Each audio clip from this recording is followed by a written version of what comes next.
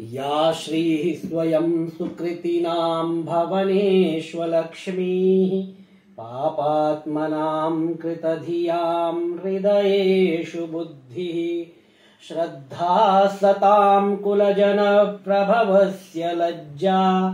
तां त्वां नताः स्म परिपालय देवि विश्वम्। त्वमेव माता च पिता त्वमेव बन्धुश्च सखा त्वमेव विद्या द्रविणं त्वमेव सर्वं मम देवदेव। देवी प्रपन्नार्तिहरे प्रसीद मातर्जगतोऽखिलस्य प्रसीद विश्वेश्वरि पाहि विश्वम् त्वमीश्वरी देवी चराचरस्य। अथ सप्तश्लोकी दुर्गा। शिव उवाच देवी त्वं भक्तसुलभे सर्वकार्यविधायिनी कलौ हि कार्यसिद्ध्यर्थमुपायं ब्रूहि यत्नतः। देव्युवाच शृणु देव प्रवक्ष्यामि कलौ सर्वेष्टसाधनं मया तवैव स्नेहेन व्यम्बा स्तुतिः प्रकाश्यते। ॐ अस्य श्री दुर्गा सप्तश्लोकी स्तोत्रमन्त्रस्य नारायण ऋषिः अनुष्टुप् छन्दः श्री महाकाली महालक्ष्मी महासरस्वत्यो देवताः श्री दुर्गा प्रीत्यर्थं सप्तश्लोकी दुर्गा पाठे विनियोगः। ॐ ज्ञानिनामपि चेतांसि देवी भगवती हि सा बलादाकृष्य मोहाय महामाया प्रयच्छति। दुर्गे स्मृता हरसि भीतिमशेषजन्तो स्वस्थैः स्मृता मतिमतीव शुभां ददासि। दारिद्र्यदुःखभयहारिणि का त्वदन्या सर्वोपकारकरणाय सदार्द्रचित्ता। सर्वमङ्गलमाङ्गल्ये शिवे सर्वार्थसाधिके शरण्ये त्र्यम्बके गौरि नारायणि नमोऽस्तुते। शरणागत दीनार्त परित्राणपरायणे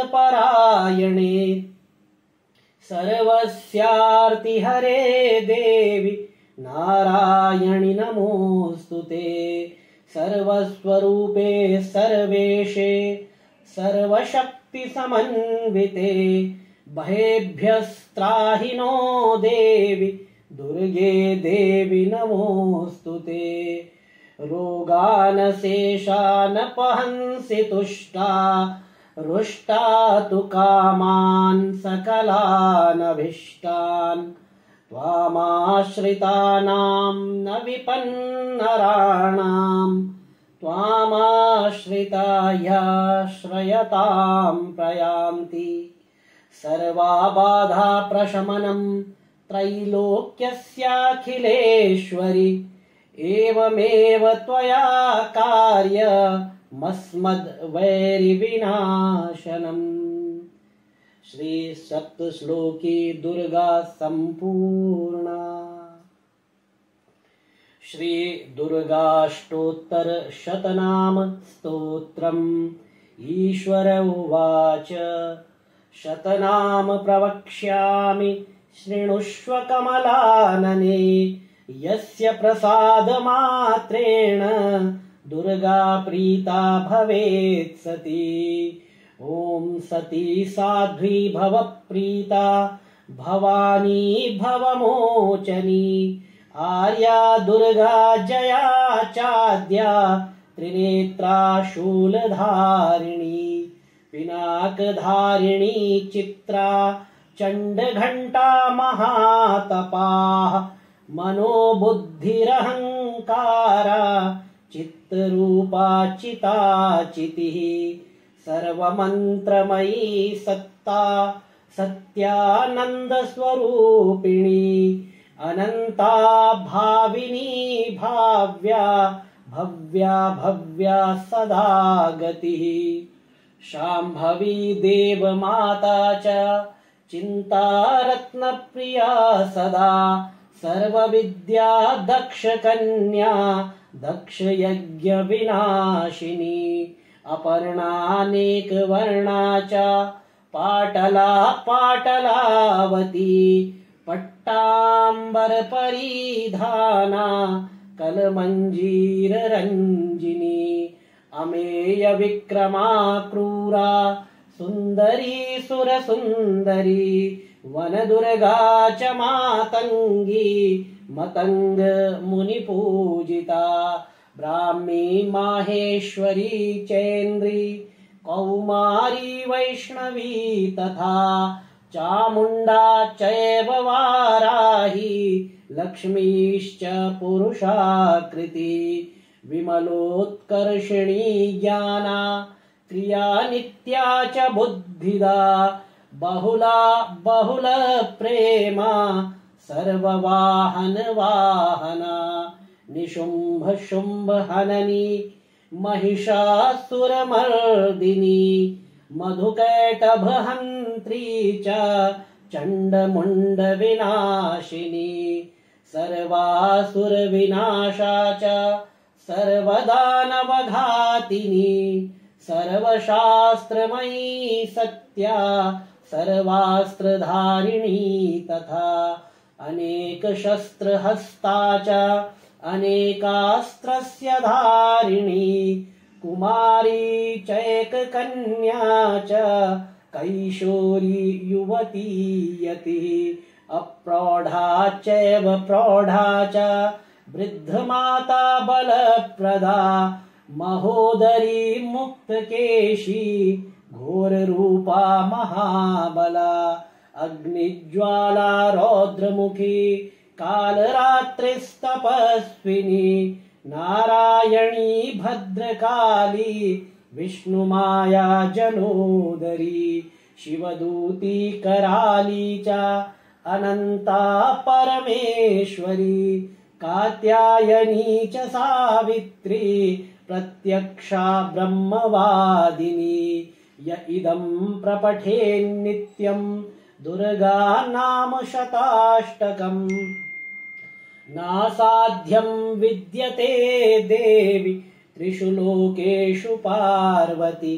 धनं धान्यं सुतं जायां हयं हस्तिनमेव च चतुर्वर्गं तथा चान्ते लभेन्मुक्तिं च शाश्वतीम् कुमारीं पूजयित्वा तु ध्यात्वा देवीं सुरेश्वरीं पूजयेत् परया भक्त्या पठेन्नाम शताष्टकम् तस्य सिद्धिर्भवेद्देवि सर्वैः सुरवरैरपि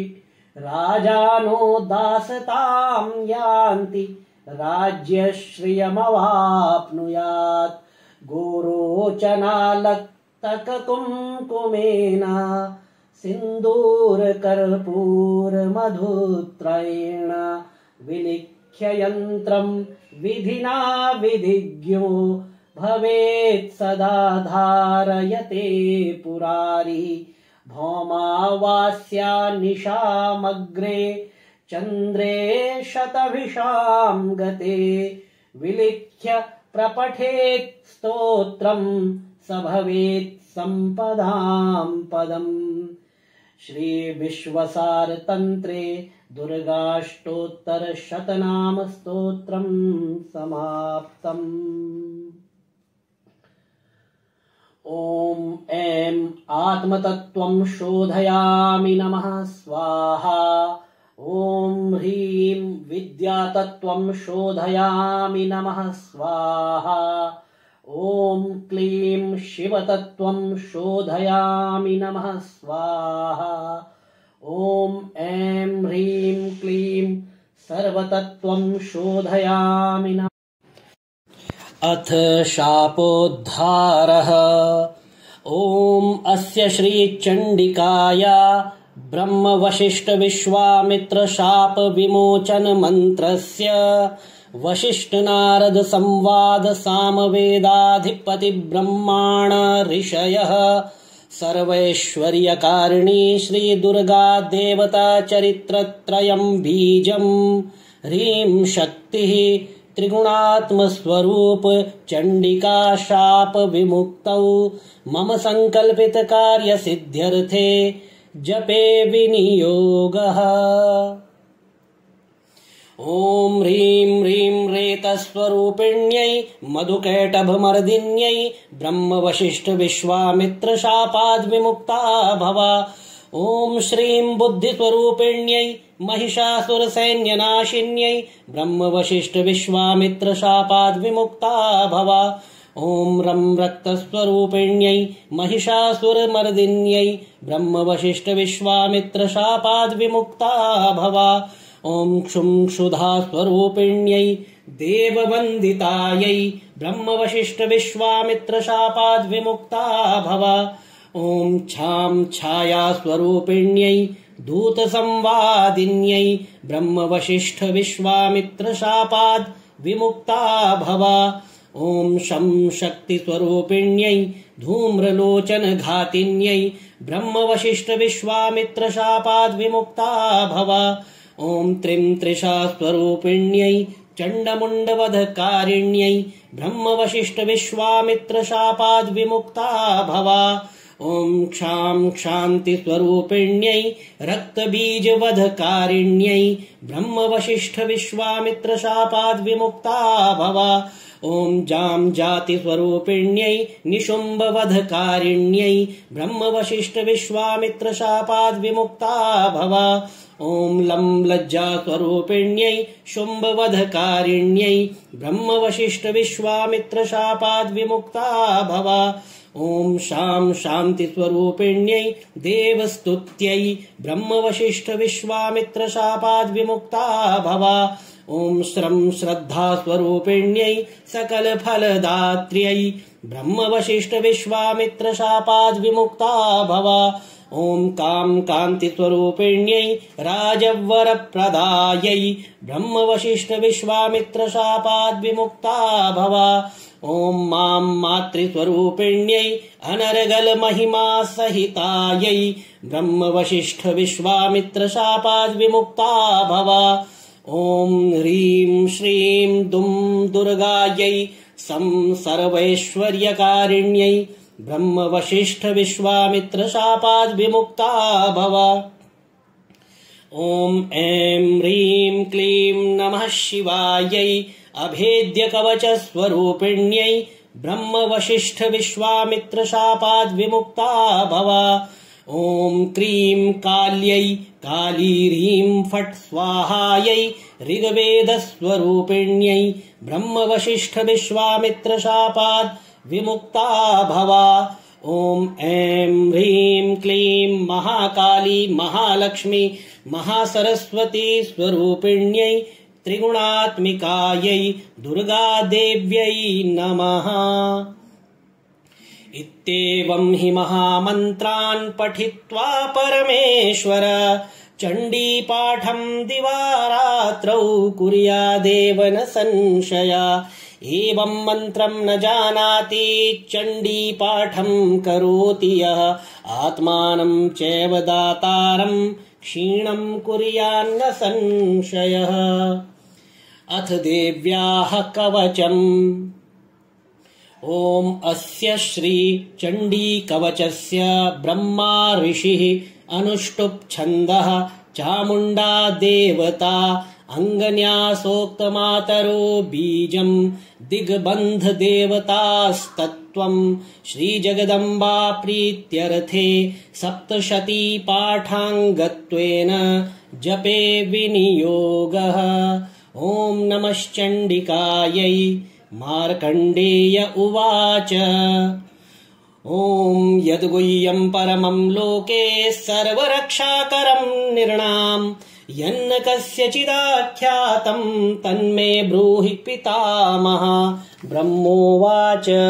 अस्ति गुह्यतमं विप्र सर्वभूतोपकारकं देव्यास्तु कवचं पुण्यं तच्छृणुष्व महामुने। प्रथमं शैलपुत्री च द्वितीयं ब्रह्मचारिणी तृतीयं चन्द्रघण्टेति कूष्माण्डेति चतुर्थकं पंचमं स्कन्दमातेति षष्ठं कात्यायनीति च सप्तमं कालरात्रीति महागौरीति चाष्टमं नवमं सिद्धदात्री च नवदुर्गाः प्रकीर्तिताः। उक्तान्येतानि नामानि ब्रह्मणेव महात्मना। अग्निना दह्यमानस्तु शत्रुमध्ये गतोरणे विषमे दुर्गमे चैव भयार्ताः शरणं गताः। न तेषां जायते किञ्चिदशुभं रणसङ्कटे नापदं तस्य पश्यामि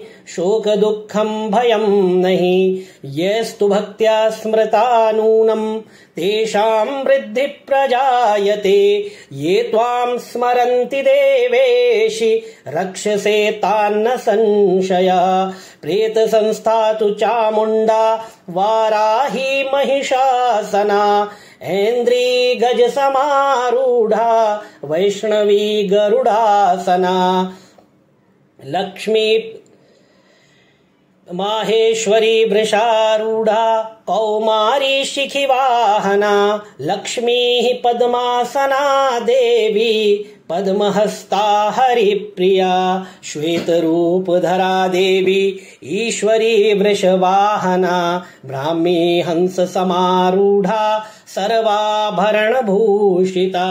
इत्येता मातरः सर्वाः सर्वयोगसमन्विताः नानाभरणशोभाढ्या नानारत्नोपशोभिताः। दृश्यन्ते रथमारूढ देव्यः क्रोधसमाकुला। शङ्खं चक्रं गदां शक्तिं हलं च मुसलायुधं कीटकं तोमरं चैव परशुं पाशमेव च कुन्तायुधं त्रिशूलं च शार्ङ्गमायुधमुत्तमम्। दैत्यानां देहनाशाय भक्तानामभयाय च धारयन्त्यायुधानीत्थं देवानां च हिताय वै।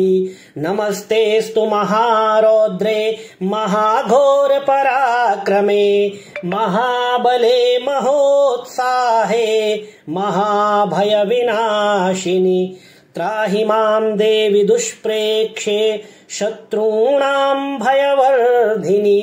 प्राच्यां रक्षतु मामेन्द्री आग्नेयामग्निदेवता।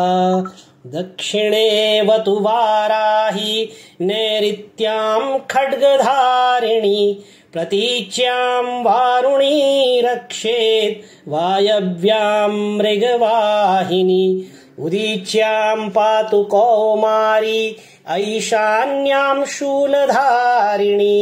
ऊर्ध्वं ब्रह्माणि मे रक्षे दधस्ताद् वैष्णवी तथा।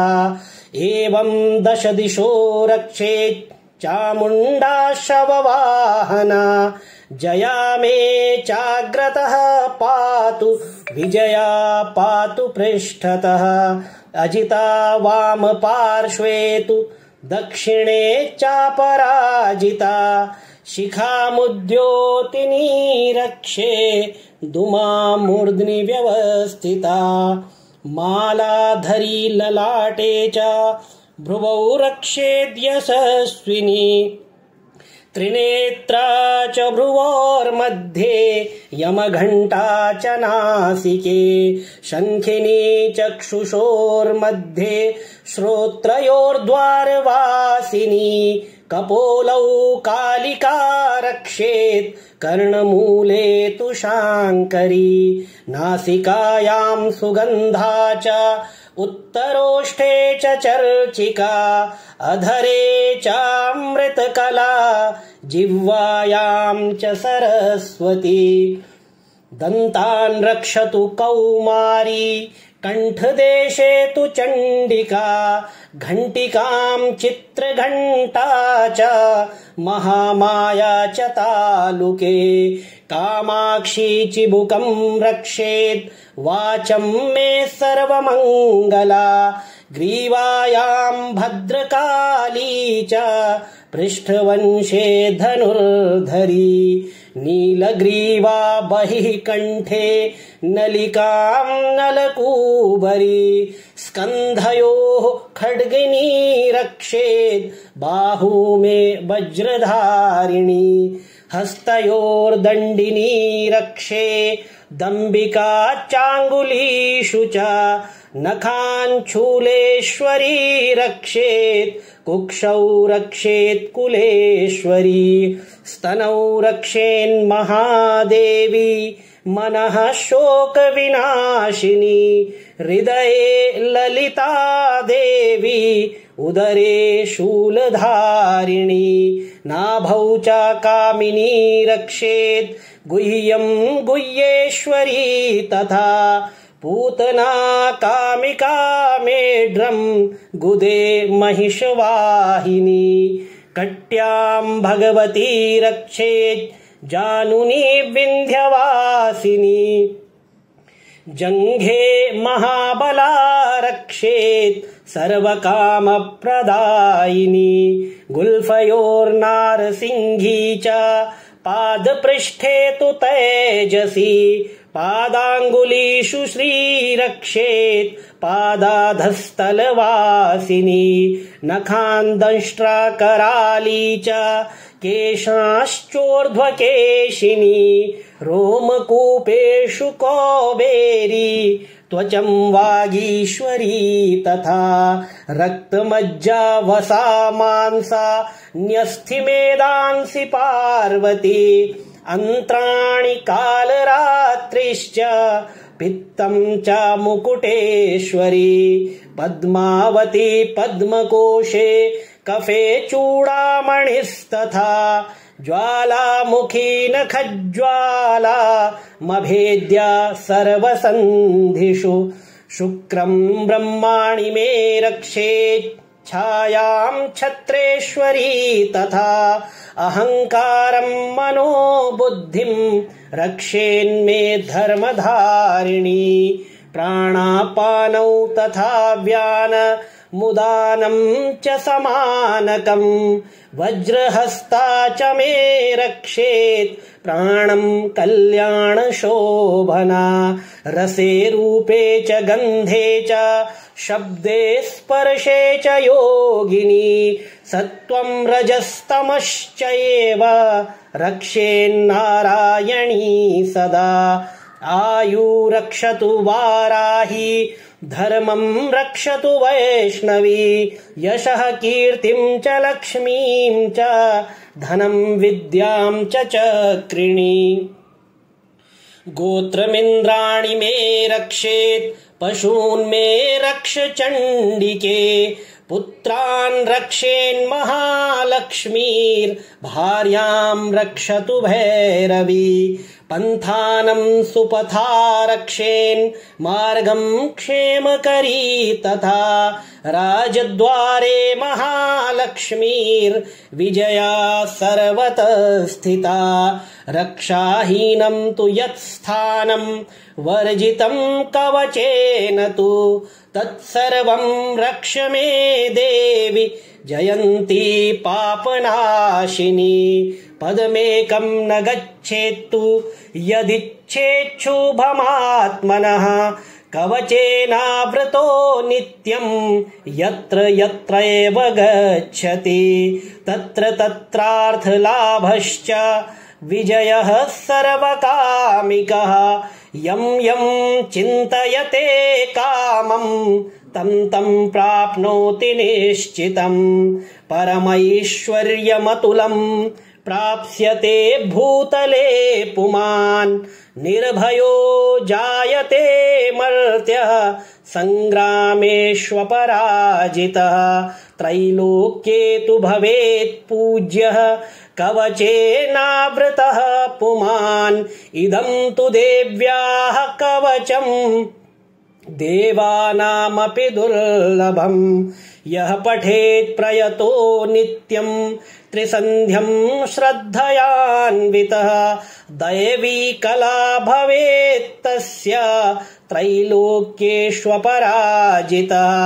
जीवेद्वर्षशतं साग्रमपमृत्युविवर्जितः नश्यन्ति व्याधयः सर्वे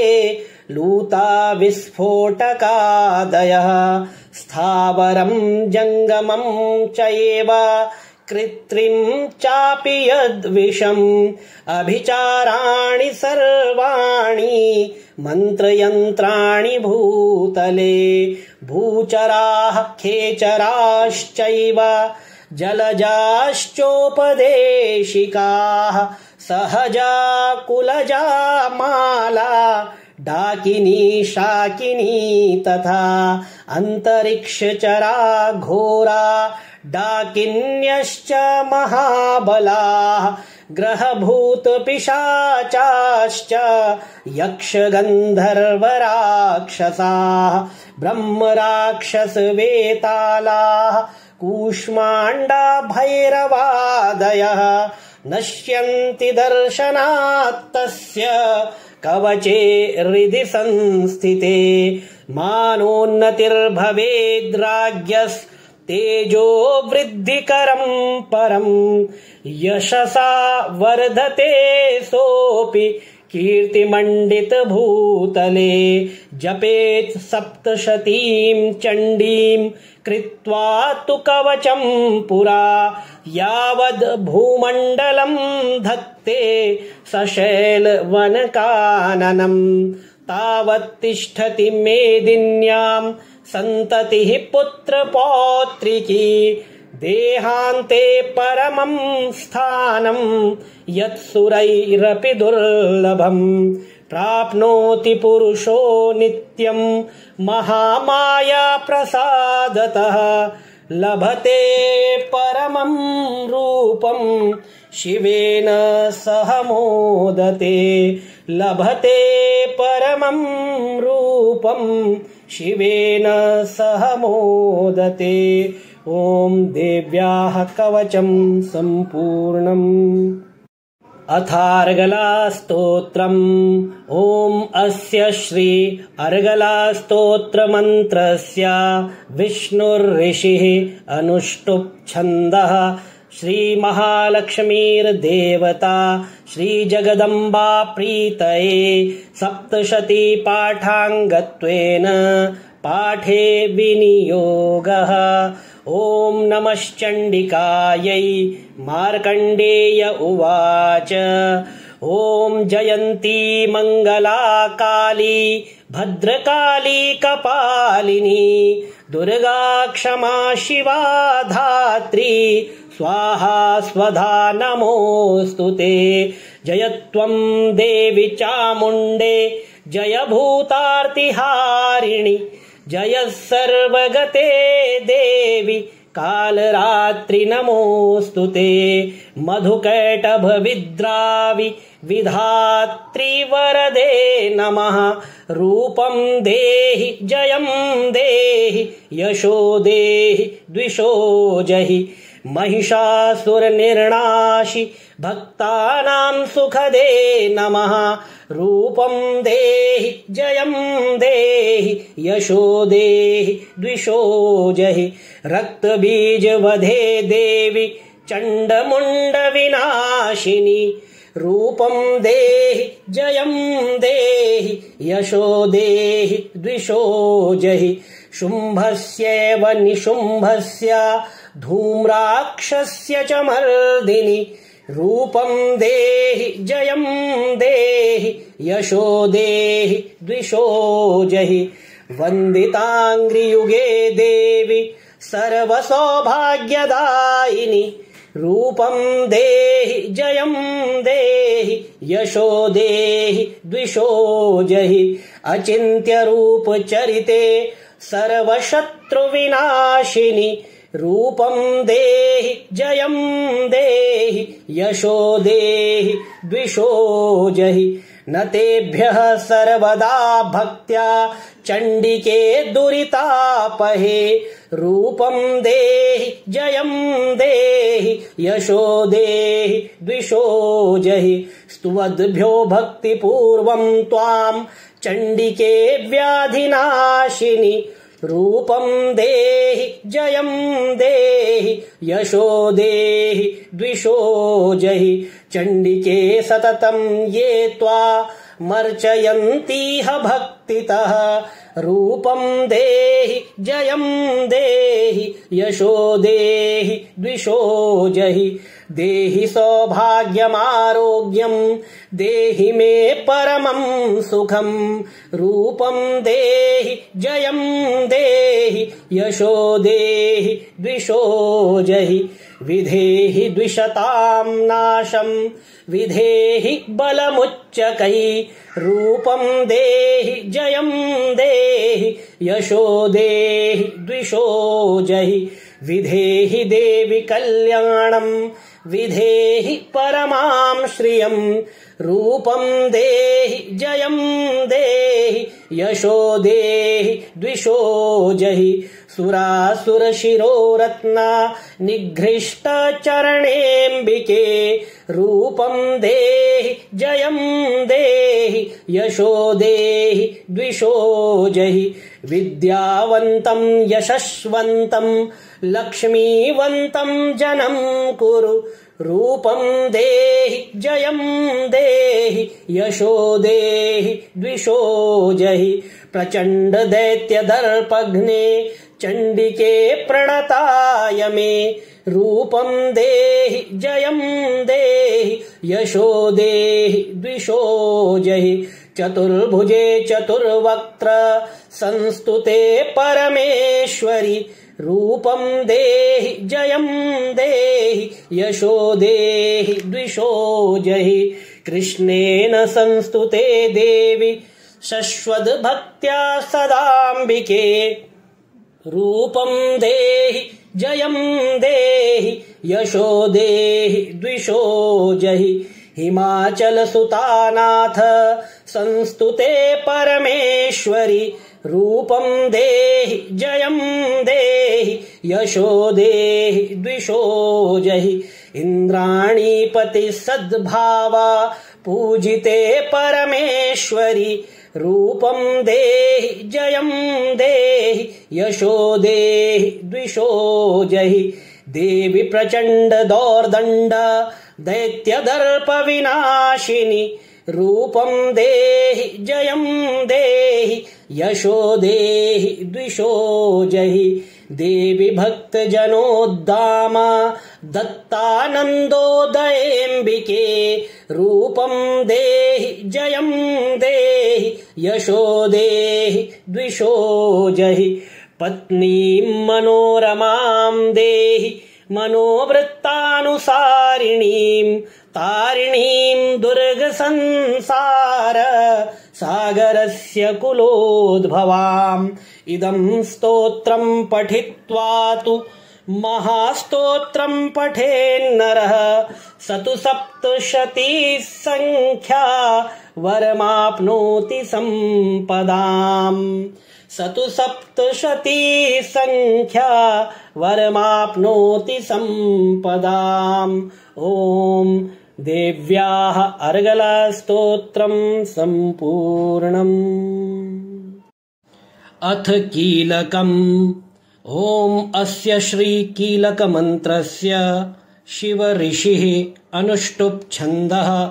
श्रीमहासरस्वती देवता श्रीजगदम्बा प्रीत्यर्थं सप्तशती पाठाङ्गत्वेन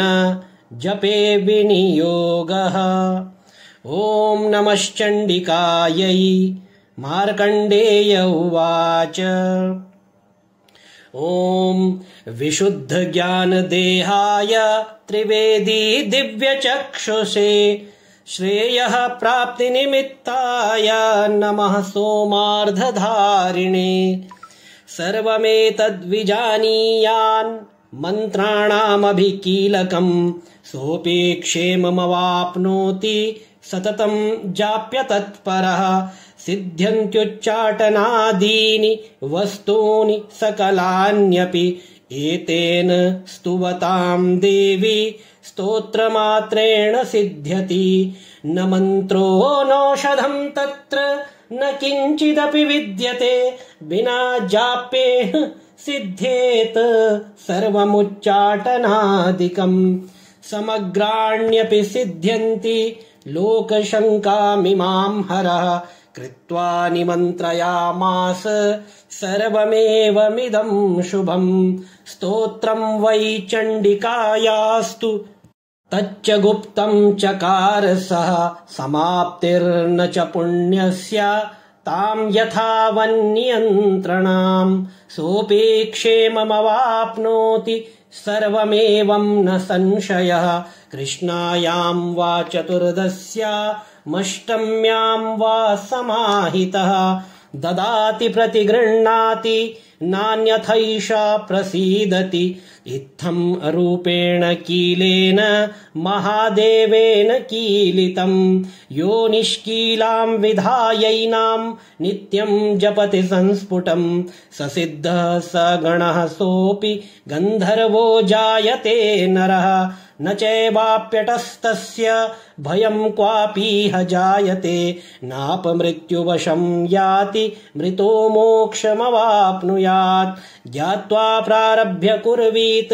न कुर्वाणो विनश्यति ततो ज्ञात्वैव सम्पन्नमिदं प्रारभ्यते बुधैः। सौभाग्यादि च यत्किञ्चित् दृश्यते ललनाजने तत्सर्वं तत्प्रसादेन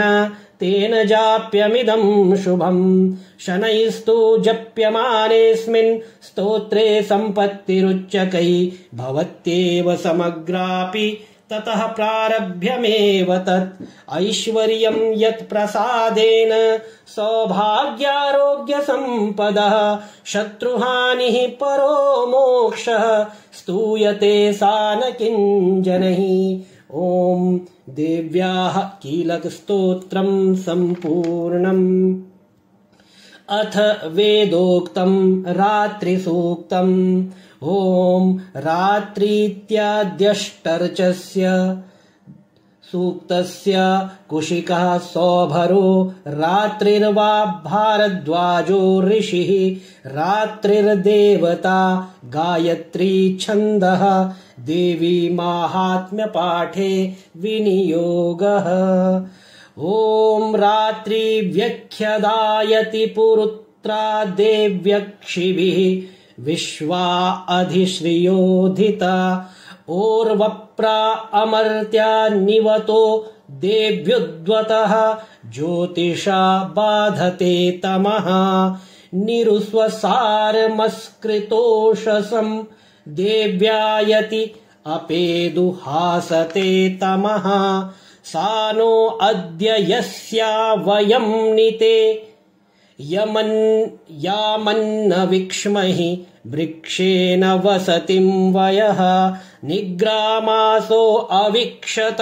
निपद्वन्तो निपक्षिणः निश्चेनासश्चिदर्थिनः यावया वृक्यं वृकं यवयस्तेन मूर्मे अथा नः सुतरा भव उपमापेपिषत्तमः कृष्णं व्यक्तमस्थित उषरिणेव यातय उपते गा इवाकरं वृणीष्व दुहितर्दिवः रात्रिस्तोमं न जिज्ञुषे। अथ तन्त्रोक्तं रात्रिसूक्तम्। ॐ विश्वेश्वरीं जगद्धात्रीं स्थितिसंहारकारिणीं निद्रां भगवतीं विष्णोरतुलां तेजस प्रभु ब्रह्मोवाच त्वं स्वाहा त्वं स्वधा त्वं हि वषट्कारः स्वरात्मिका सुधा त्वमक्षरे नित्ये त्रिधा मात्रात्मिका स्थिता अर्धमात्रा स्थिता नित्या यानुच्चार्या विशेषतः त्वमेव सन्ध्या सावित्री त्वं देवी जननी परा त्वय्येतद्धार्यते विश्वं त्वय्येतत्सृज्यते जगत् त्वय्येतत्पाल्यते देवि त्वमत्स्यन्ते च सर्वदा विसृष्टौ सृष्टिरूपा त्वं स्थितिरूपा च पालने तथा संहृतिरूपान्ते जगतोऽस्य जगन्मये महाविद्या महामाया महामेधा महास्मृतिः महामोहा च भवति महादेवी महासुरी प्रकृतिस्त्वं च सर्वस्य गुणत्रय विभाविनी कालरात्रिर्महारात्रिर्मोहरात्रिश्च दारुणा त्वं श्रीस्त्वमीश्वरी त्वं ह्रीस्त्वं बुद्धिर्बोधलक्षणा लज्जा पुष्टिस्तथा तुष्टिस्त्वं शान्तिः क्षान्तिरेव च खड्गिनी शूलिनी घोरा गदिनी चक्रिणी तथा शङ्खिनी चापिनी बाणा भुषिण्डी परिघायुधा सौम्या सौम्यतरा शेष सौम्येभ्यस्त्वति सुन्दरी परापराणां परमा त्वमेव परमेश्वरि यच्च किञ्चित् क्वचिद्वस्तु सदसद्वाखिलात्मके तस्य सर्वस्य या शक्तिः सा त्वं किं स्तूयसे तदा यया त्वया जगत् स्रष्टा जगत्पात्यत्तियो जगत् सोऽपि निद्रावशं नीतः कस्त्वां स्तोतुमिहेश्वरः विष्णुः शरीरग्रहणमहमीशान एव च कारितास्ते यतो तस्त्वां कः स्तोतुं शक्तिमान् भवेत् सा त्वमित्थं प्रभावैः स्वैरुदारैर्देवि संस्तुता मोहयेतौ दुराधर्षा वसुरौ मधुकैटभौ प्रबोधं च जगत्स्वामी नीयतामच्युतो लघु बोधश्च क्रियतामस्य हन्तुमेतौ महासुरौ इति रात्रिसूक्तम् अथ श्रीदेव्याथर्वशीर्षम् ॐ सर्वै वै देवा देवीमुपतस्थुः कासि त्वं महादेवीति सा ब्रवीतहं ब्रह्मस्वरूपिणी मत्तः प्रकृतिपुरुषात्मकं जगत् शून्यं च अहमानन्दानानन्दौ अहं विज्ञानाविज्ञाने अहं ब्रह्मा ब्रह्मणि वेदितव्ये अहं पञ्चभूतान्यपञ्चभूतानि अहमखिलं जगत् वेदोऽहमवेदोऽहं विद्याहमविद्याहम् अजाहमनजाहम् अधश्चोर्ध्वं च तिर्यक्चाहम् अहं रुद्रेभिर्वसुभिश्चरामि अहमादित्यैरुतविश्वदेवैः अहं मित्रावरुणावुभौ विभर्मि अहमिन्द्राग्नि अहमश्विनावुभौ अहं सोमं त्वष्टारं पूषणं भगं दधामि अहं विष्णुमुरुक्रमं ब्रह्माणमुत प्रजापतिं दधामि अहं दधामि द्रविणं हविष्मते सुप्राव्ये यजमानाय सुन्वते अहं राष्ट्री संगमनि वसूनां चिकितुषी प्रथमा यज्ञियानाम् अहं सुवे पितरमस्य मूर्धन् मम योनिरप्स्वन्तः समुद्रे य एवं वेद स दैवीं सम्पदमाप्नोति ते देवा अब्रुवन् नमो देव्यै महादेव्यै शिवायै सततं नमः नमः प्रकृत्यै भद्रायै नियताः प्रणतास्मताम् तामग्निवर्णां तपसा ज्वलन्तीं वैरोचनीं कर्मफलेषु जुष्टां दुर्गां देवीं शरणं प्रपद्या महेशुरान्नाशयित्र्यै ते नमः देवीं वाचमजनयन्त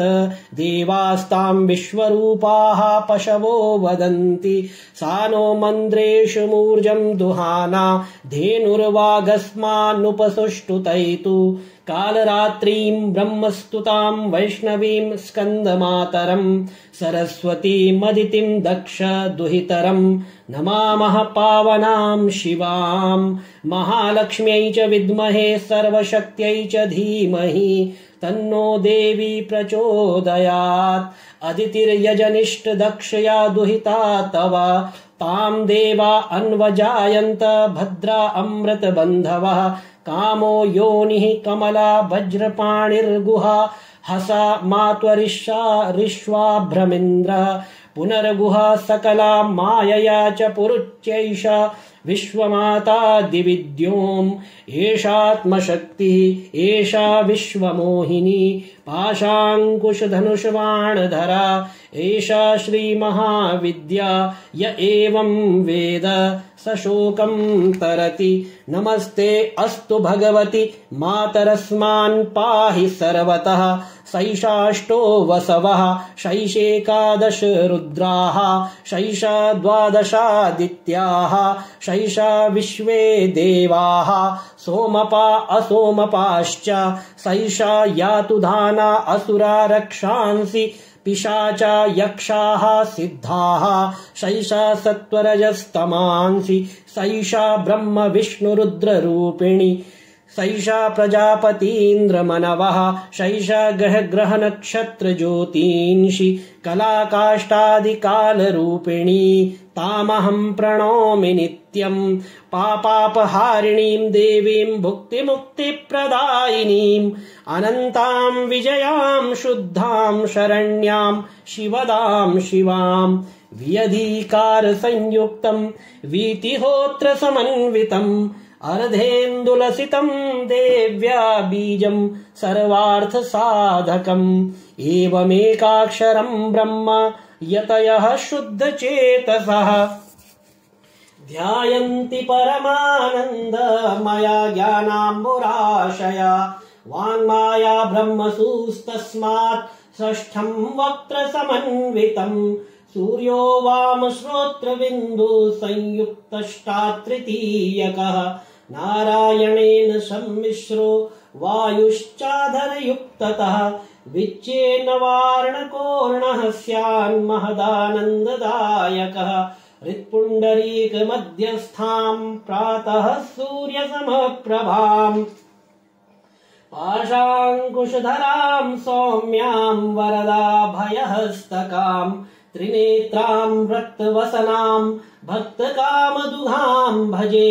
नमामि त्वां महादेवीं महाभयविनाशिनीं महादुर्गप्रशमनीं महाकारुण्यरूपिणीं यस्याः स्वरूपं ब्रह्मादयो न जानन्ति तस्मादुच्यते अज्ञेया यस्या अन्तो न लभ्यते तस्मादुच्यते अनन्ता यस्या लक्ष्यं नोपलक्ष्यते तस्मादुच्यते अलक्ष्या यस्या जननं नोपलभ्यते तस्मादुच्यते अजा एकैव सर्वत्र वर्तते तस्मादुच्यते एका एकैव विश्वरूपिणी तस्मादुच्यते नैका अत एवोच्यते अज्ञेयानन्ता लक्ष्या जैका नैकेति मंत्राणां मातृका देवी शब्दानां ज्ञानरूपिणी ज्ञानानां चिन्मयातीता शून्यानां शून्यसाक्षिणी यस्याः परतरं नास्ति सैषा दुर्गा प्रकीर्तिता तां दुर्गां दुर्गमां देवीं दुराचार विघातिनीं नमामि भवभीतोऽहं संसारार्णवतारिणीम् इदमथर्वशीर्षं योधीते स पञ्चथर्वशीर्ष जपफलमाप्नोति इदमथर्वशीर्षमज्ञात्वा योऽर्चां स्थापयति शतलक्षं प्रजप्त्वापि सोऽर्चा सिद्धिं न विन्दति शतमष्टोत्तरं चास्या पुरश्चर्या विधि स्मृतः दशवारं पठेद्यस्तु सद्यः पापै प्रमुच्यते महादुर्गाणि तरति महादेव्याः प्रसादता सायमधीयानो दिवसकृतं पापं नाशयति प्रातरधीयानो रात्रिकृतं पापं नाशयति सायं प्रातः प्रयुञ्जानो अपापो भवति निशीथे तुरीय संध्यायां जप्त्वा वाक्सिद्धिर्भवति नूतनायां प्रतिमायां जप्त्वा देवता सानिध्यं भवति प्राणप्रतिष्ठायां जप्त्वा प्राणानां प्रतिष्ठा भवति भौमाश्विन्यां महादेवी सन्निधौ जप्त्वा महामृत्युं तरति समहामृत्युं तरति य एवं वेद इत्युपनिषत्। इसके बाद नवारण मंत्र का जप किया जाना चाहिए। ओम ऐं ह्रीं क्लीं चामुंडायै विच्चे, इस मंत्र के द्वारा नवारण जप किया जाता है।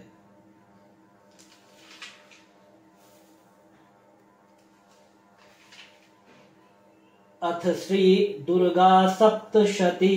प्रथमोऽध्यायः विनियोगः।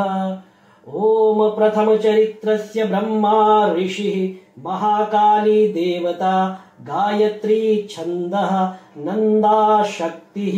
रक्तदंतिका बीजम् अग्निस्तत्त्वम् ऋग्वेदः स्वरूपम्। श्री महाकाली प्रीत्यर्थे प्रथम चरित्र पाठे विनियोगः। ध्यानम्। ओम खड्गं चक्रगदेषु चाप परिघान् शूलं भुशुण्डीं शिरः शङ्खं सन्दधतीं करे स्त्रिनयनां सर्वाङ्गभूषावृतां नीलाश्मद्युतिमास्य पाददशकाम् सेवे महाकालिकाम् यामस्तोत्स्वपिते हरौ कमलजौ हन्तुं मधुं कयेटभम्। ओम नमश्चण्डिकायै। ओम ऐं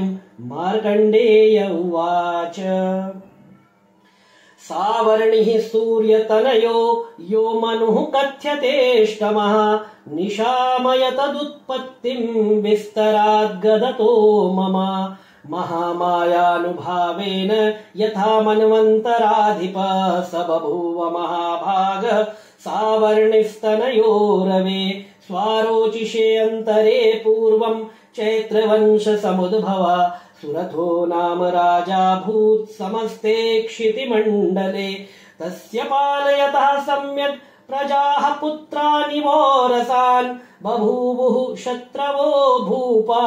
कुला विध्वंसिनस्तदा तस्य तैर्भवद्युद्ध मतिप्रबलदण्डिनः न्यूनैरपि सतैर्युद्धे कुला विध्वंसिभिर्जितः ततः स्वपुरमायातो निजदेशाधिपो भवत् आक्रान्तः स महाभागस्तैस्तदा प्रबलारिभिः अमात्यैर्बलिभिर्दुष्टैर्दुर्बलस्य दुरात्मभिः कोशो बलं चापहृतं तत्रापि स्वपुरे ततः ततो मृगया व्याजेन ऋतस्वाम्यः स्वभूपति एकाकी हयमारुह्य जगाम गहनं वनं स तत्राश्रममद्राक्षीत् द्विजवर्यस्य मेधसः प्रशान्तश्वापदाकीर्णं मुनिशिष्योपशोभितम् तस्थौ कञ्चित् सकालं च मुनिना तेन सत्कृता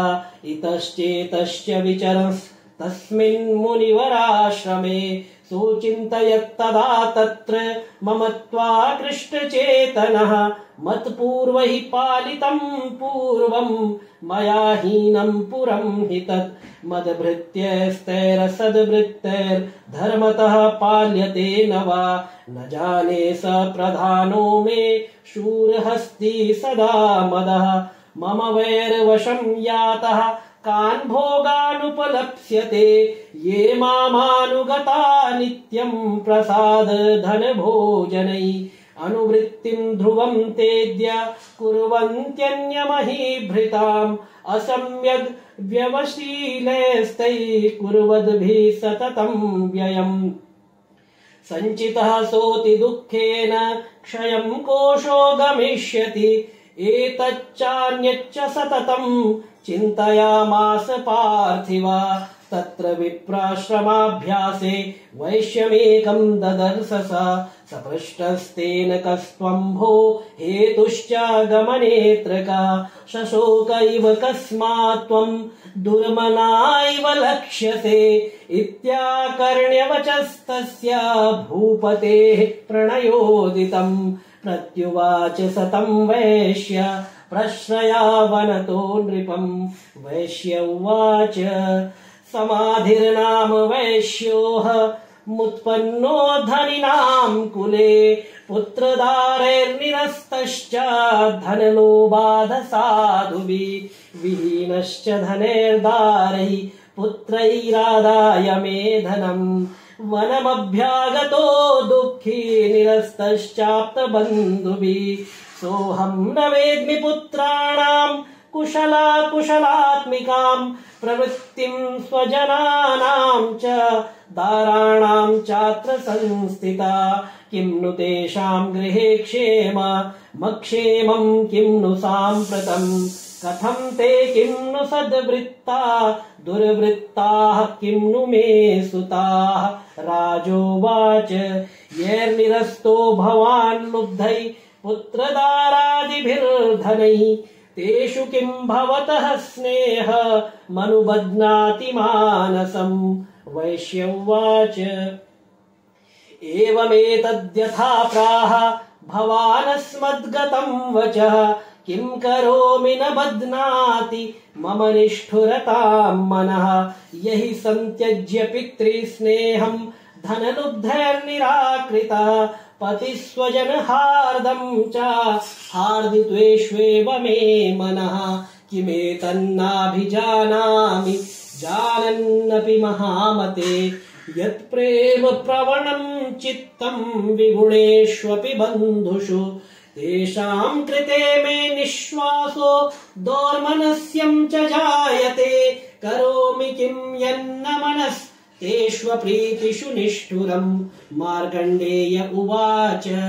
ततस्तौ सहितौ विप्र तं मुनिं समुपस्थितौ समाधिर्नाम वैश्योऽसौ स च पार्थिव सत्तमा कृत्वा तुतो यथा न्यायं यथार्हं तेन संविदम् उपविष्टौ कथा काश्चित् चक्रतुर्वैश्य पार्थिवौ राजोवाच भगवस्त्वामहं पृष्टुमिच्छाम्येकं वदस्व तत् दुःखाय यन्मे मनसा स्वचित्त यततां विना मम त्वं गतराज्यस्य राज्याङ्गेष्वखिलेष्वपि जानतोऽपि यथाज्ञस्य किमेतन्मुनिसत्तमा अयं चानिकृतः पुत्रैर्दारैर्भृत्यैस्तथोज्झितः स्वजनेन च सन्त्यक्तस्तेषु हार्दी तथाप्यति एवमेष तथाहं च द्वावप्यत्यन्त दुःखितौ दृष्टदोषेऽपि विषये मम त्वाकृष्टमानसौ तत्किमेतन्महाभाग यन्मोहो ज्ञानिनोरपि ममास्य च भवत्येष विवेकान्धस्य मूढता ऋषिरुवाच ज्ञानमस्ति समस्तस्य जन्तोर्विषयगोचरे विषयश्च महाभाग याति चैवं पृथक् पृथक् दिवान्धाः प्राणिनः केचिद्रात्रावन्धास्तथा परे केचिद्दिवा तथा रात्रौ प्राणिनस्तुल्यदृष्टया ज्ञानिनो मनुजाः सत्यम् किन्तु ते न हि केवलम् यतो हि ज्ञानिनः सर्वे पशुपक्षिमृगादयः ज्ञानं च तन्मनुष्याणां यत्तेषां मृगपक्षिणां मनुष्याणां च यत्तेषां तुल्यमन्यत् तथोभयोः ज्ञानेऽपि सति पश्यैतान् पतंगान् छावचञ्चुषु कणमोक्षादृतान् मोहात् पीड्यमानानपेक्षुधा मानुषा मनुजव्याघ्र साभिलाषाः सुतान् प्रति लोभात् प्रत्युपकाराय नन्वेतान् किं न पश्यसि तथापि ममतावर्ते मोहगर्ते निपातिता महामाया प्रभावेण संसार स्थितिकारिणा तन्नात्र विस्मयः कार्यो योगनिद्रा जगत्पतेः महामाया हरेश्चैषा तया सम्मोह्यते जगत् ज्ञानिनामपि चेतांसि देवी भगवती सा बलादाकृष्य मोहाय महामाया प्रयच्छति तया विसृज्यते विश्वम् जगदेतच्चराचरम् सैषा प्रसन्ना वरदा नृणाम् भवति मुक्तये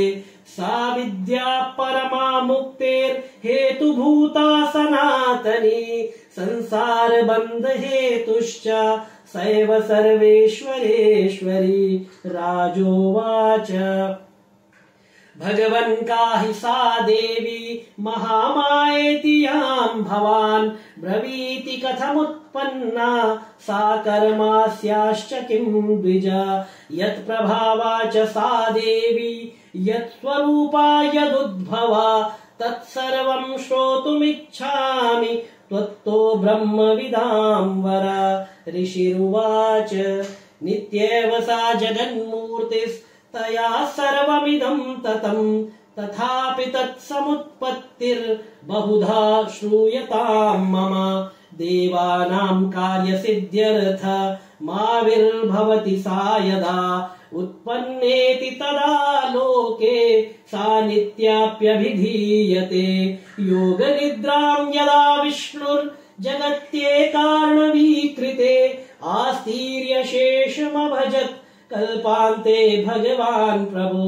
तदा द्वावसुरौ घोरौ विख्यातौ मधुकैटभौ विष्णुकर्णमनोद्भूतौ हन्तुम् ब्रह्माणमुद्यतौ सनाभिकमले विष्णोः स्थितो ब्रह्मा प्रजापति दृष्ट्वा तावसुरौ चोग्रौ प्रसुप्तं च जनार्दनम् तुष्टावयोगनिद्रां तामेकाग्रद हृदयस्थिता विबोधनार्थाय हरिनेत्रकृतालयां विश्वेश्वरीं जगद्धात्रीं स्थितिसंहारकारिणीं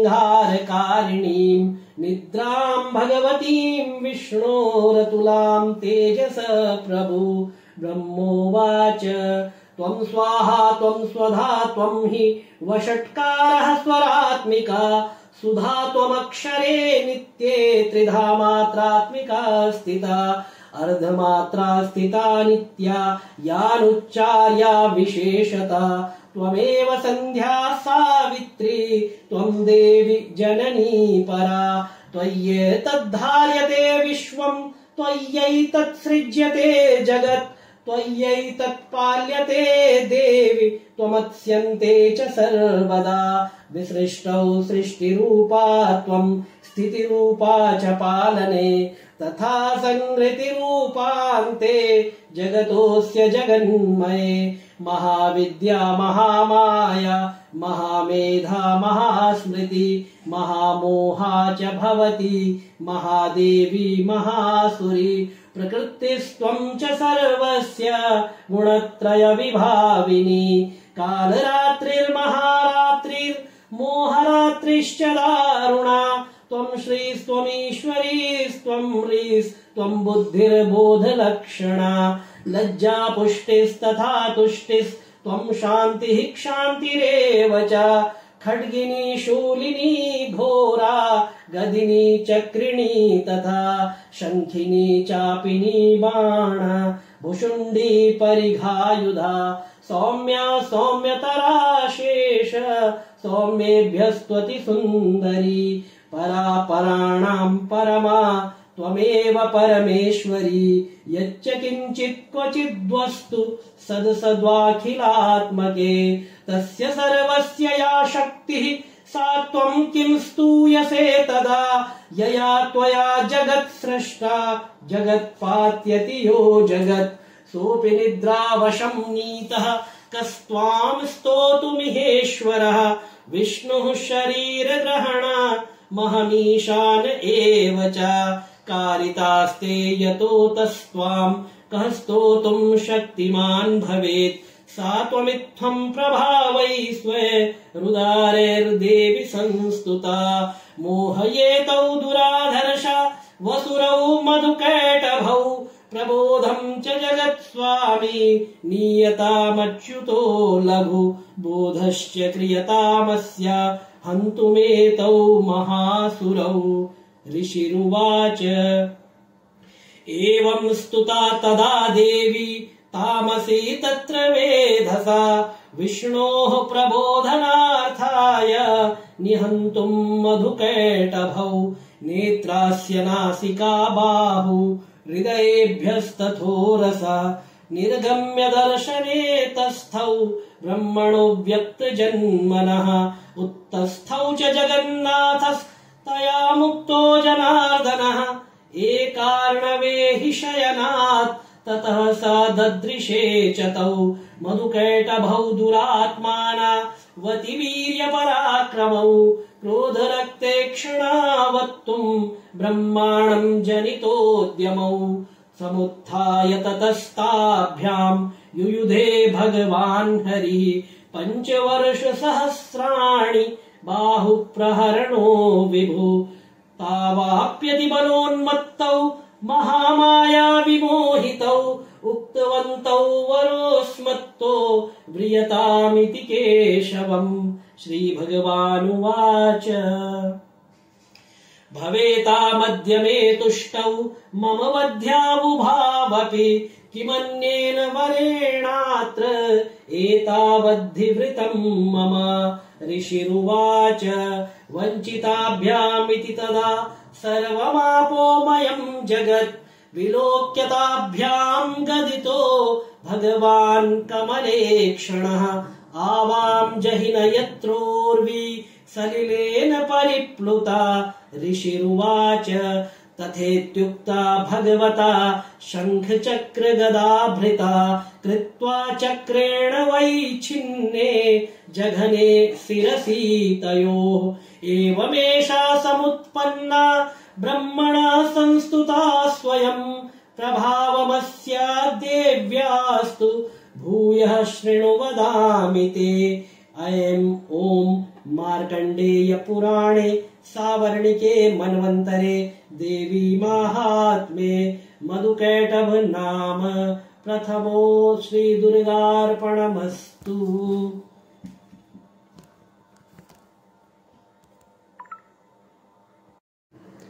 अथ द्वितीयोऽध्यायः। ॐ मध्यमचरित्रस्य विष्णुर्ऋषिः महालक्ष्मीर्देवता उष्णिच्छन्दः शाकम्भरी शक्तिः दुर्गा बीजं वायुस्तत्त्वं यजुर्वेदः स्वरूपं श्रीमहालक्ष्मी प्रीत्यर्थं मध्यमचरित्र जपे विनियोगः। ध्यानम् ॐ अक्षस्रक्परशुं गदेषु कुलिशं पद्मं धनुष्कुण्डिकां दण्डं शक्तिमसिं च चर्मजलजं घण्टां सुराभाजनम् शूलं पाशसुदर्शने च दधतीं हस्तैः प्रसन्नाननां सेवे सैरिभमर्दिनीमिह महालक्ष्मीं सरोजस्थिताम्। ॐ ह्रीं ऋषिरुवाच देवासुरमभूद्युद्धं पूर्णमब्धशतं पुरा महिषे सुराणामधिपे देवानां च पुरन्दरे तत्रासुरैर्महावीर्यैर्देवसैन्यं पराजितं जित्वा च सकलान् देवा निद्रोभून्महिषासुरा ततः पराजिता देवाः पद्मयोनिं प्रजापतिं पुरस्कृत्य गतास्तत्र यत्रेष गरुडध्वजौ यथावृतं तयोस्तद्वन् महिषासुरचेष्टितं त्रिदशाः कथयामासुर्देवा विभवविस्तरम् सूर्येन्द्राग्निलेन्दूनां यमस्य वरुणस्य च अन्येषां चाधिकारान् स स्वयमेवाधितिष्ठति स्वर्गान् निराकृताः सर्वे तेन देवगणा भुवि विचरन्ति यथा मर्त्या महिषेण दुरात्मना एतद्वः कथितं सर्व ममरारिविचेष्टितं शरणं वः प्रपन्नः स्मो वधस्तस्य विचिन्त्यताम् इत्थं निशम्य देवानां वचांसि मधुसूदनः चकार कूपं शुम्भुश्च भ्रिकुटिकुटिलाननौ ततोऽतिकोपपूर्णस्य चक्रिणो वदनात् तथा निश्चक्राम महत्तेजो ब्रह्मणः शङ्करस्य च अन्येषां चैव देवानां शक्रादीनां शरीरतः निर्गतं सुमहत्तेजस्तच्चैकं समगच्छत् अतीव तेजसः कूटं ज्वलन्तमिव पर्वतं ददृशुस्तेतसुरास्तत्र ज्वालाव्याप्तदिगन्तरम् अतुलं तत्र तत्तेजः सर्वदेव शरीरजम् एकस्थं तदभून्नारी व्याप्तलोकत्रयं त्विषा यदभूच्छाम्भवं तेजस्तेनाजयत तन्मुखं यामेन च भवन् केश बाहवो विष्णुतेजसा सौम्येन स्तनयोर्युग्मं मध्यं च इन्द्रेण चाभवत् वारुणेन च जम्भोर्नितम्बस्तेजसा भुवा ब्रह्मणस्तेजसा पादौ तदङ्गुल्योऽर्कतेजसा वसूनां च कराङ्गुल्यः कौबेरेण च नासिका तस्यास्तु दन्ताः सम्भूताः प्रजापत्येन तेजसा नयनत्रितयं जज्ञे तथा पावक तेजसा भ्रुवौ चास्यन्ध्ययोस्तेज श्रमणावनिलस्य च अन्येषां चैव देवानां सम्भवस्तेजसां शिवा ततः समस्तदेवानां तेजोराशिसमुद्भवां तां विलोक्य मुदं प्रापु रमरा महिषार्दिताः शूलं शूलाद्वेष्कृष्य ददौ तस्यै पिनाकधृक् चक्रं च दत्तवान् कृष्णः समुत्पाद्य स्वचक्रतः शङ्खं च वरुणः शक्तिं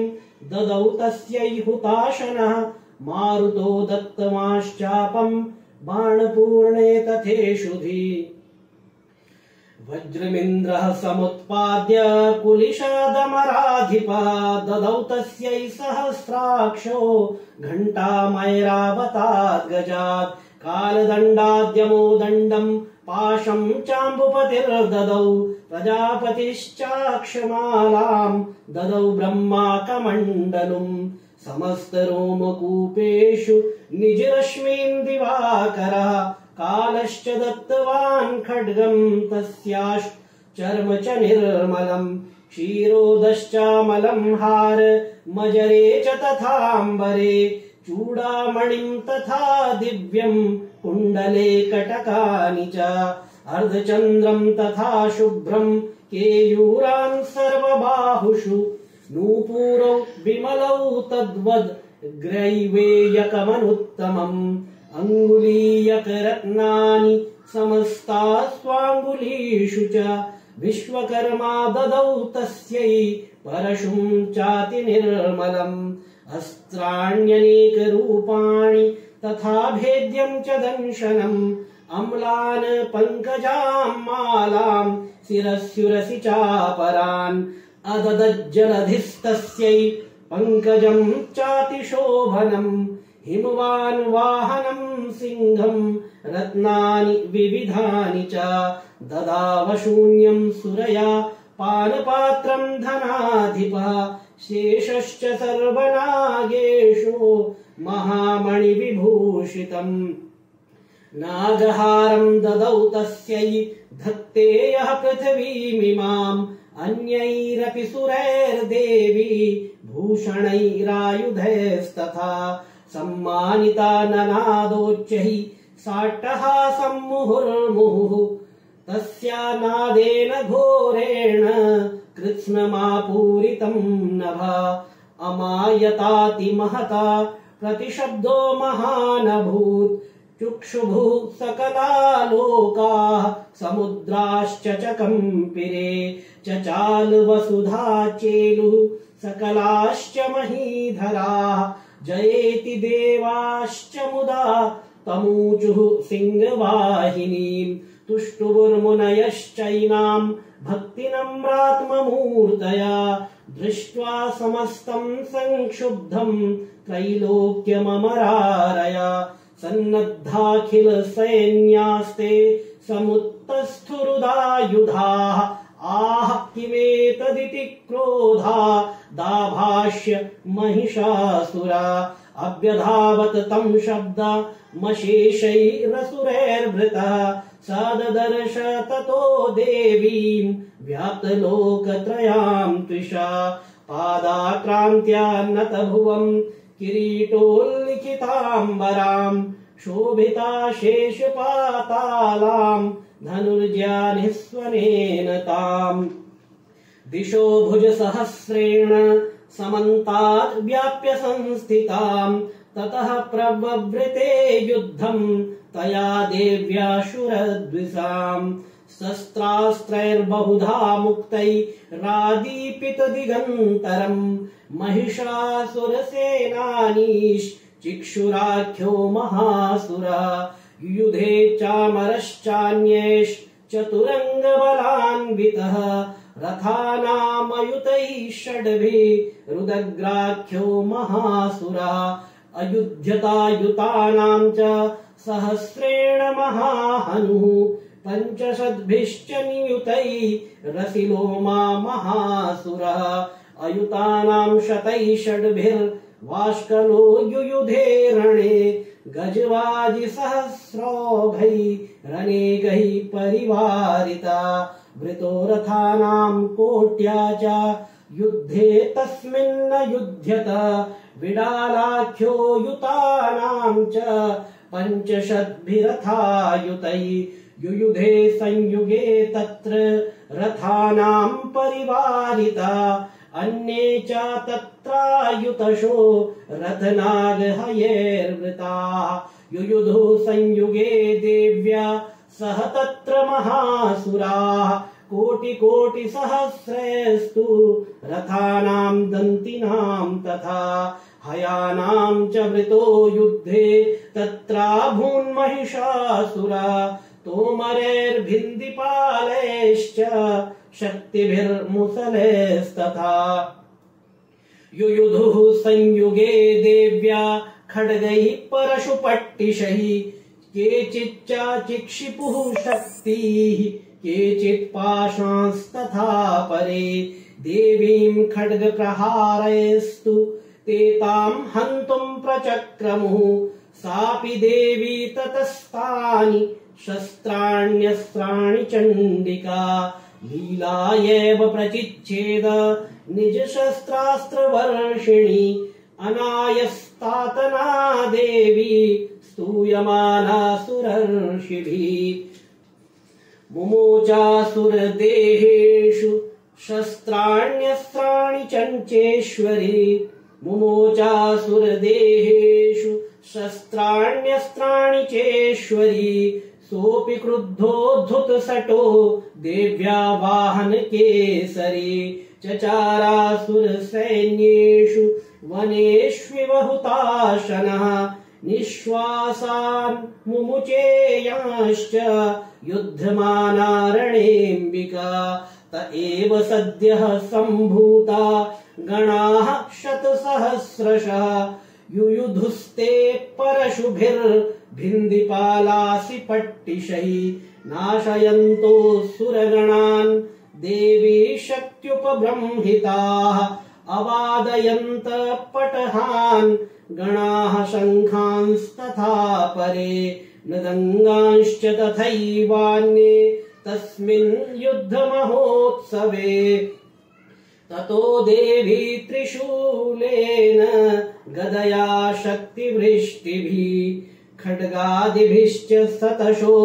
निजगान महासुरान् पातयामास चैवान्यान् घण्टास्वन विमोहितान् असुरान् भुवि पाशेन बद्ध्वा चान्यान् कर्षयत् केचिद्विधा कृतास्तीक्ष्णैः खड्गपातैस्तथा परे विपोथिता निपातेन गदया भुवि शेरते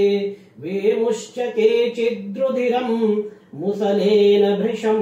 हताः केचिन्निपातिता भूमौ भिन्नाः शूलेन वक्षसि निरन्तराः शरौघेण कृताः केचिद्रणाजिरे शेनानुकारिणः प्राणान् मुमुचुस्त्रिदशार्दनाः केषाञ्चित् बाहवश्चिन्नाश्चिन्नग्रीवास्तथा परे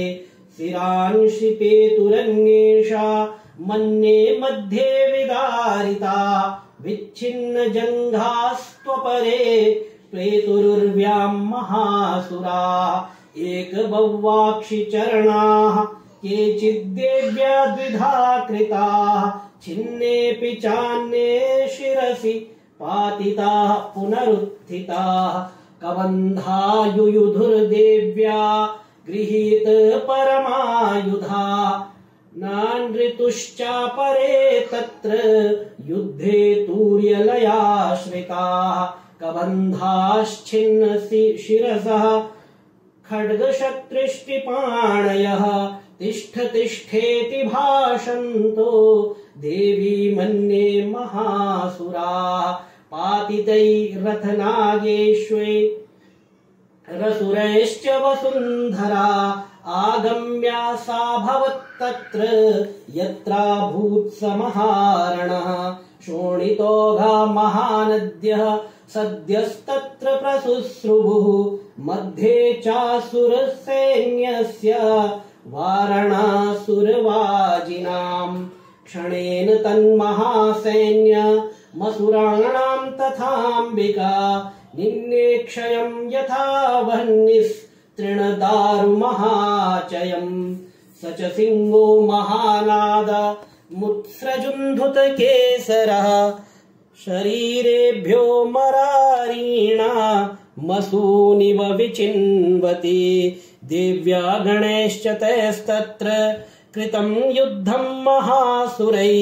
यथैषां तुतुषुर्देवाः पुष्पवृष्टिमुचो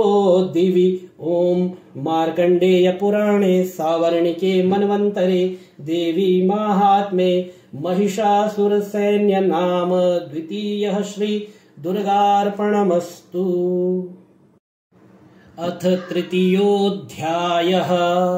ध्यानम्। ओम उद्यद्भानुसहस्रकान्तिमरुण क्षौमां शिरो मालिकां रक्तालिप्तपयोधरां जपवटीं विद्यामभीतिं वरम् हस्ताब्जैर्दधतीं त्रिनेत्रविलसद् वक्त्रारविन्दश्रियम्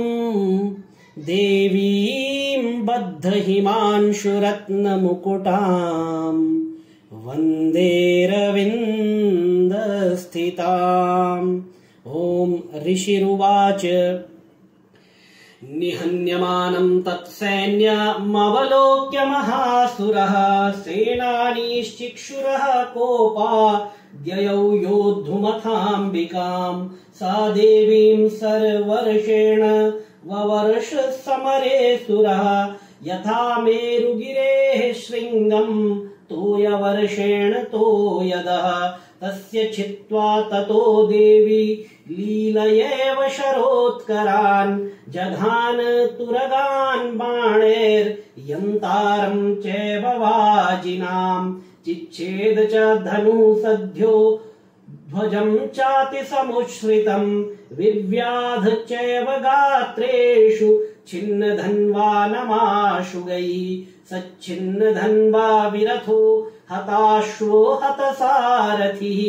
अभ्यधावत तां देवीं खड्गचर्मधरोऽसुरः सिंहमाहत्य खड्गेन तीक्ष्णधारेण मूर्धनि अजगान भुजे सव्ये देवीमप्यतिवेगवान् तस्याः खड्गो भुजं प्राप्य पफाल नृपनन्दना ततो जग्राह शूलं स कोपादरुणलोचनः चिक्षेप च ततस्तत्तु भद्रकाल्यां महासुरः ज्वाज्वल्यमानं तेजोभिरविबिम्बमिवाम्बरात् दृष्ट्वा तदा पतच्छूलं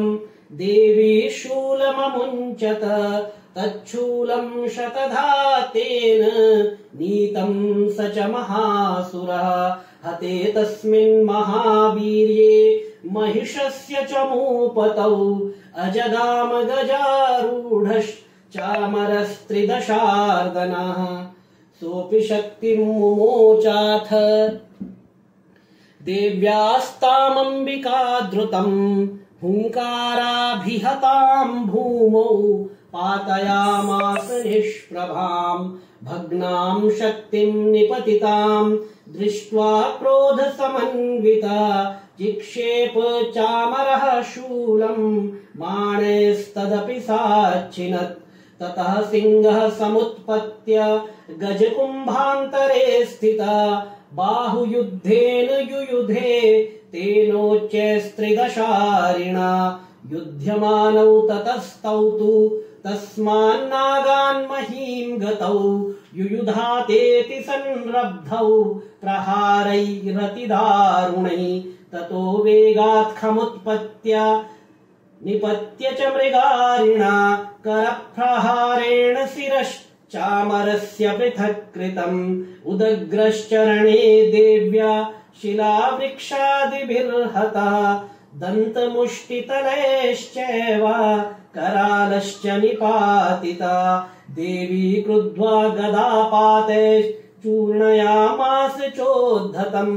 वाष्कलं भिन्दिपालेन बाणैस्ताम्रं तथान्धकम् उग्रास्यमुग्रवीर्यं च तथैव च महाहनुम् त्रिनेत्रा च त्रिशूलेन जघान परमेश्वरी विडालस्यासिना कायात् पातयामास वै शिरः दुर्धरं दुर्मुखं चोभौ शरैर्निन्येयमक्षयम् एवं संशीयमाणे तु स्वसैन्ये महिषासुरः माहिषेण स्वरूपेण त्रासयामास तान् गणान् काश्चित्तुण्डप्रहारेण खुरक्षेपैस्तथा परान् लाङ्गूलताडितांश्चान्यान् शृङ्गाभ्यां च विदारितान् वेगेन काश्चिदपरान् नादेन भ्रमणेन च निःश्वास पवनेनान्यान् पातयामास भूतले निपात्य प्रथमानीकमभ्यधावत सोऽसुरः सिंहं हन्तुं महादेव्या कोपं चक्रे ततोऽम्बिका सोऽपि कोपान् महावीर्यः खुरक्षुण्णमहीतलः शृङ्गाभ्यां पर्वतानुच्चाश्चिक्षेप च ननाद च वेगभ्रमण विक्षुण्णा महीतस्य व्यशीर्यत लाङ्गूलेन हतश्चाब्धि प्लावयामास सर्वतः धृतशृङ्गविभिन्नाश्च खण्डं खण्डं ययुर्घनाः श्वासा निलासताः शतशो निपेतुर्नभसो चलाः इति क्रोध समाध्माता मापतन्तं महासुरम् दृष्ट्वा सा चण्डिका कोपं तद्वधाय तदाकरोत् साक्षित्वा तस्य वै पाशं तं बबन्ध महासुरम् तत्याज्य माहिषं रूपं सोऽपि बद्धो महामृधे ततः सिंहो भवत् सद्यो यावत् तस्याम्बिका शिरः छिन्नत्ति तावत् पुरुषः खड्गपाणिरदृश्यत तत एवाशु पुरुषं देवी चिच्छेद सायकैः तं खड्गचर्मणा सार्धं ततः सोऽभून्महागजः करेण च महासिंहं तं च कर्ष जगर्ज च कर्षतस्तु करं देवी खड्गेन निरकृन्तत ततो महासुरो भूयो माहिषं वपुरा स्थितः तथैव क्षोभयामास त्रैलोक्यं सचराचरम् ततः क्रुद्धा जगन्माता चण्डिका पानमुत्तमम् पपौ पुनः पुनश्चैव जहासारुणलोचना ननर्द चासुरः कुसोऽपि बलवीर्यमधोद्धतः विषाणाभ्यां च चिक्षेप चण्डिकां प्रतिभूधरान् सा च तान् प्रहितांस्तेन चूर्णयन्ती शरोत्करैः उवाच तं मदोद्धूत मुखरागाकुलाक्षरम् देव्युवाच गर्ज गर्ज क्षणं मूढ मधु यावत् पिबाम्यहम् मया त्वयि हते त्रयेव गर्जिष्यन्त्याशु देवताः ऋषिरुवाच एवमुक्त्वा समुत्पत्य सारूढा तं महासुरम् पादेनाक्रम्य कण्ठे च शूलेनैनमताडयत् ततः सोऽपि पदाक्रान्तस्तया निजमुखात् ततः अर्धनिष्क्रान्त एवासीत् देव्या वीर्येण संवृतः अर्धनिष्क्रान्त एवासौ युध्यमानो महासुरा तया महासिना देव्या शिरश्छित्त्वा निपातितः ततो हाहाकृतं सर्वं दैत्यसैन्यं ननाश तत् प्रहर्षं च परं जग्मुः सकला देवतागणाः तुष्टुभुस्तां सुरा देवीं सह दिव्यैर्महर्षिभिः जगुर्गन्धर्वपतयो नानृतुश्चाप्सरो गणाः।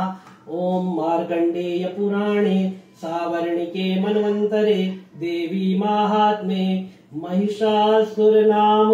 तृतीयः श्री दुर्गार्पणमस्तु। अथ चतुर्थोऽध्यायः ध्यानम्। ओम कालाभ्राभां कटाक्षै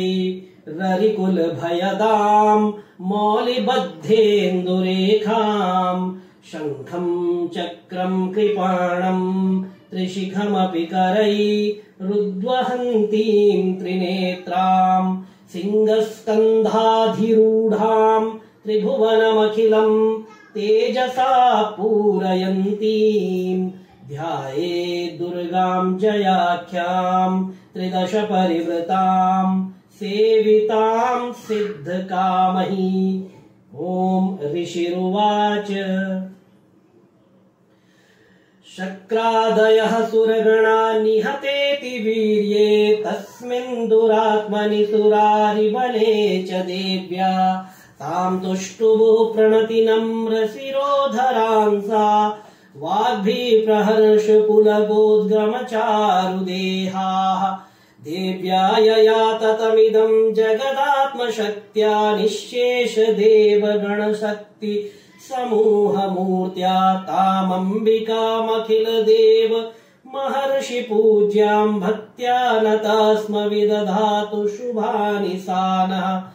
यस्या प्रभावमतुलं भगवाननन्तो ब्रह्माहरश्च नहि वक्तुमलं बलं च सा चण्डिकाखिल जगत्परिपालनाय नाशाय च शुभभयस्य मतिं करोतु या श्रीः स्वयं सुकृतिनां भवनेष्वलक्ष्मीः पापात्मनां कृतधियां हृदयेषु बुद्धिः श्रद्धा सतां कुलजनप्रभवस्य लज्जा तां त्वां नताः स्म परिपालय देवि विश्वम् किं वर्णयाम तव रूपमचिन्त्यमेतत् किं चातिवीर्यमसुरक्षयकारि भूरि किं चाहवेषु चरितानि तवाद्भुतानि सर्वेषु देव्यसुरदेवगणादिकेषु हेतुः समस्त जगतां त्रिगुणापि दोषैर्न ज्ञायसे हरिहरादिभिरप्यपारा सर्वाश्रयाखिलमिदं जगदंशभूत मव्याकृता हि परमा प्रकृतिस्त्वमाद्या यस्याः समस्त सुरता समुदीरणेन तृप्तिं प्रयाति सकलेषु मखेषु देवि स्वाहासि वै पितृगणस्य च तृप्तिहेतु रुच्चार्यसे त्वमत एव जनैः स्वधा च या मुक्तिहेतुरविचिन्त्य महाव्रतत्वमभ्यस्यसे सुनियतेन्द्रियतत्त्वसारैः मोक्षार्तिभिर्मुनिभिरस्तसमस्तदोषैर्विद्यासि सा भगवती परमा हि देवी शब्दात्मिकासु विमलर्यजुषां निधाना मुद्गीरथम्यपदपाठवतां च साम्नां देवी त्रयी भगवती भवभावनाय वार्ता च सर्वजगतां परमार्तिहन्त्री मेधासि देवी विदिताखिल शास्त्रसारा दुर्गासि दुर्गभवसागर नौरसंगा श्रीकैटभारि हृदयैककृताधिवासा गौरी त्वमेव शशिमौलिकृतप्रतिष्ठा ईषत्सहासममलं परिपूर्णचन्द्रा बिम्बानुकारि कनकोत्तमकान्तिकान्तम् अत्यद्भुतं प्ररतमातरुषा तथापि वक्त्रं विलोक्य सहसा महिषासुरेण दृष्ट्वा तु देवि कुपितं भ्रिकुटीकराला मुद्यच्च शाङ्खसदृशच्छवियन्न सद्यः प्राणान् मुमोच महिषस्तदतीव चित्रम् कैर्जीव्यते हि कुपितान्तकदर्शनेन देवी प्रसीद परमा भवती भवाय सद्यो विनाशयसि कोपवती कुलानि विज्ञातमेतदधुनैव यदस्तमेतन् नीतं बलं सुविपुलं महिषासुरस्य ते सम्मता जनपदेषु धनानि तेषां यशांसि न च सीदति धर्मवर्गः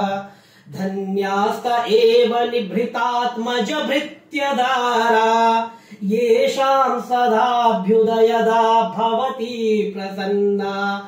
धर्म्याणि देवि सकलानि सदैव कर्मा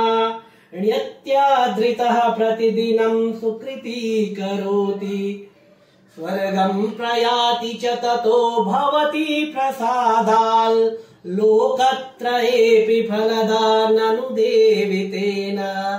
दुर्गे स्मृता हरसि भीतिमशेष जन्तो स्वस्थे स्मृता मतिमतीव शुभां ददासि दारिद्र्य दुःख भयहारिणि का त्वदन्या सर्वोपकार करणाय सदार्द्रचित्ता एभिर्हतैर्जगदुपैति सुखं तथैते कुर्वन्तु नाम नरकाय चिराय पापम् सङ्ग्राममृत्युमधिगम्य दिवं प्रयान्तु मत्वेति नूनमहितान् विनिहंसि देवि दृष्ट्वैव किं न भवति प्रकरोति भस्मा सर्वासुरा नरिषु यत् प्रहिणोषि शस्त्रम्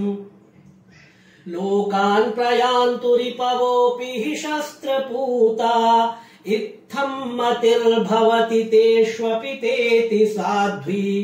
खड्गप्रभानिकरविस्फुरणस्तथोग्रैः